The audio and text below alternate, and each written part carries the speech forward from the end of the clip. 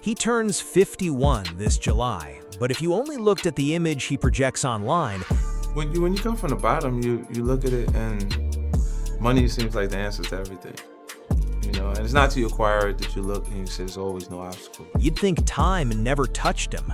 For more than 2 decades, 50 Cent has built a reputation as one of the most fearless, untouchable, and relentless figures in hip-hop.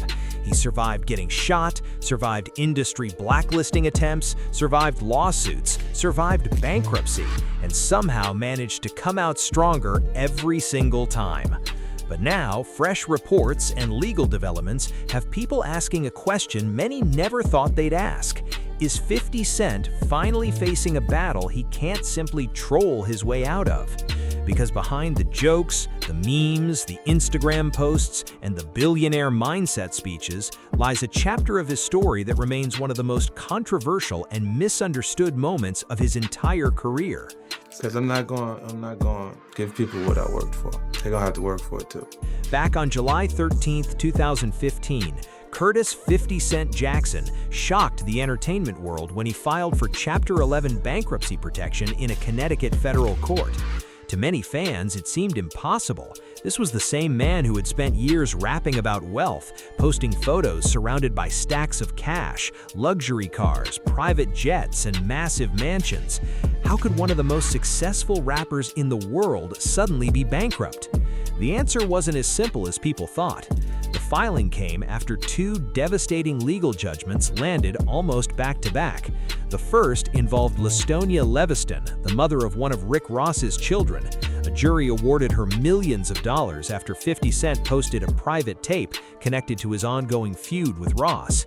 I'm developing the 8 Mile film into a series, so they should expect it to be just as big as the feature film and, just huge. The second lawsuit involved Sleek Audio, a business dispute tied to his SMS audio headphone company that resulted in another massive judgment worth tens of millions of dollars. Suddenly, the legal pressure surrounding 50 Cent wasn't just entertainment gossip anymore. It was real money, real courtrooms, real consequences. Court documents showed liabilities and assets both ranging into the tens of millions of dollars. On paper, it looked confusing. Reports estimated that 50 Cent's overall wealth at the time could still have been worth well over $100 million, thanks to business investments, television deals, music royalties, real estate holdings, and his legendary vitamin water payout. So why file bankruptcy? Because Chapter 11 isn't about being broke, it's about control. Unlike Chapter 7, which involves liquidation, Chapter 11 is designed to help individuals and businesses reorganize debt while protecting assets. I'm off the apartment. By the time I came back, I had $38 million. It immediately slows down creditor actions and gives the debtor breathing room to negotiate repayment terms. Years later, 50 Cent would openly explain that much of the public misunderstood what actually happened. He argued that people confused personal finances with corporate structures and assumed the filing meant he had run out of money. That wasn't his position at all. From his perspective, Chapter 11 was a business move, a strategic maneuver, a way to protect the empire while restructuring the damage caused by multiple lawsuits. And remarkably, it worked. After submitting a reorganization plan, creditors eventually approved the deal. Maybe 25 pounds lighter by the time I get up to go. I hired a new trainer. By July 2016, the court accepted a repayment structure worth roughly $22 million against approximately $32.5 million in listed debts. Less than 2 years after filing, 50 Cent emerged from bankruptcy protection, having maintained control over the core pieces of his empire. His businesses survived, his music survived, his television projects survived, and perhaps most importantly, his reputation as a master strategist survived too. The bankruptcy officially concluded in early 2017, but the story didn't completely disappear. In 2025, legal developments reopened portions of the case involving separate post-discharge claims, creating fresh headlines and renewed scrutiny. While his legal team maintains those matters should be dismissed or were already resolved, the reopening reminded everyone just how closely people still watch every move 50 Cent makes. Back in 2015, critics mocked him relentlessly. Social media exploded with memes. Commentators questioned how someone could flash cash online while simultaneously seeking bankruptcy protection. To some people, it looked hypocritical. To others, it looked brilliant. Financial analysts and legal experts pointed out that wealthy individuals and major corporations often use bankruptcy laws strategically to manage legal exposure and preserve long-term business interests. What many viewed as failure, others viewed as calculated damage control. And when the dust finally settled, one thing became impossible to deny. 50 Cent walked away with his empire still standing. The lawsuits that threatened to cripple him had been addressed, the debts had been reduced, the businesses remained intact, and while the headlines focused on bankruptcy, very few people were talking about the much bigger story unfolding behind the scenes, because while everyone was watching him survive the storm, 50 Cent was already preparing to build something even bigger. If surviving bankruptcy proved that 50 Cent could outmaneuver financial pressure, what happened next proved something even bigger.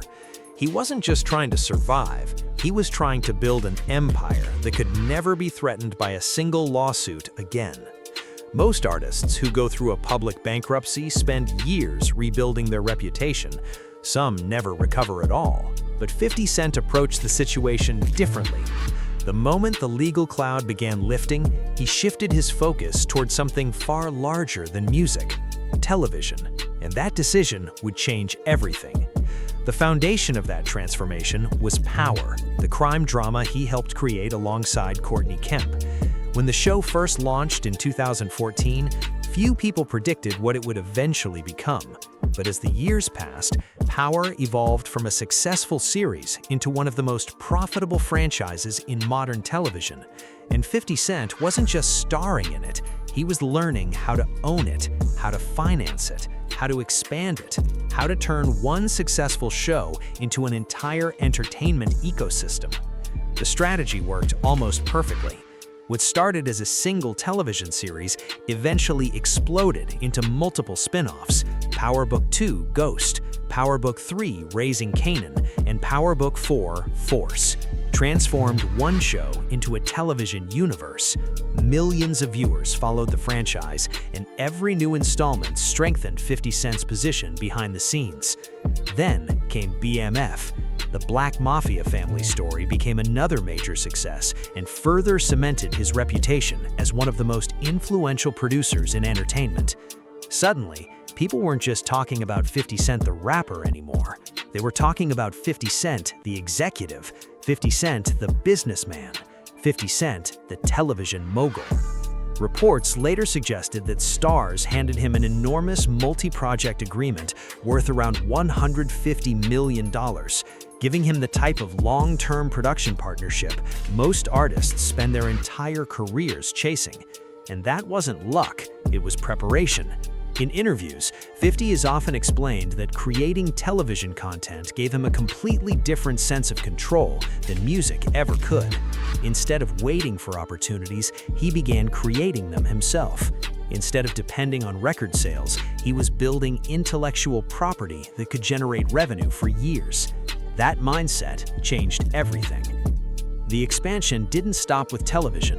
While many of his peers were still focused primarily on music, 50 Cent was quietly building businesses in multiple industries. He launched Sire Spirits, bringing Branson Cognac and Le Chemin de Roy Champagne into a highly competitive luxury market. Partnerships with major sports organizations helped place his products in front of NBA and NFL audiences across the country. At the same time, he began investing heavily in Shreveport, Louisiana. What started as real estate purchases quickly evolved into something much bigger: studio facilities, production infrastructure, economic development projects, entertainment districts. Entire sections of the city began benefiting from investments tied directly to his vision. The same mentality that helped him survive bankruptcy was now helping him reshape entire communities. Build assets, own infrastructure, control production, create long-term cash flow. The lessons he learned during his early business ventures also continued paying dividends. Long before many rappers understood the value of ownership, 50 Cent had experienced one of the most famous equity payouts in entertainment history through his stake in Vitamin Water. When Coca-Cola acquired Glaceau, the company behind Vitamin Water, the deal reportedly generated one of the largest business windfalls ever associated with a hip-hop artist. But the money wasn't the most important lesson. Ownership was. He realized that true wealth wasn't simply earned from performing, it was earned by controlling the businesses behind the performance, the catalogs, the licensing, the production companies, the brands, the distribution, the intellectual property. That philosophy became the blueprint for everything that followed. And by the time 2026 arrived, the results were impossible to ignore. Depending on which publication you read, estimates of his wealth vary dramatically. Some place it around $40 million. Others push the number towards several hundred million when accounting for production deals, real estate, liquor brands, royalties, and future projects. Regardless of the exact figure, one fact remains undeniable. The man many people thought was finished in 2015 built a larger empire after bankruptcy than he had before it. But success alone doesn't explain why 50 Cent continues to dominate headlines. Because money isn't what keeps people talking about him. Conflict does. And nobody in entertainment has treated conflict quite like 50 Cent. Over the past 2 decades, he's turned feuds into an art form. The list of rivals is almost unbelievable. Ja Rule, Rick Ross, The Game, Floyd Mayweather, Meek Mill, Fat Joe, T.I., and dozens of others. Some feuds lasted months, some lasted years, some never truly ended at all. The most famous battle remains Ja Rule. What began as a personal conflict eventually became one of the most devastating rivalries in hip-hop history. Through diss tracks, interviews, public appearances, and relentless pressure, 50 Cent helped transform one of the biggest stars in music into a cautionary tale. And unlike most rap beefs, the conflict never completely disappeared. It simply evolved. Years later, when 50 famously purchased hundreds of tickets to a Ja Rule concert just so seats would remain empty, fans realized something. He wasn't fighting battles anymore. He was creating moments, viral moments, internet moments, psychological moments, moments people would talk about for years. The Rick Ross feud became equally legendary. The Game feud became deeply personal.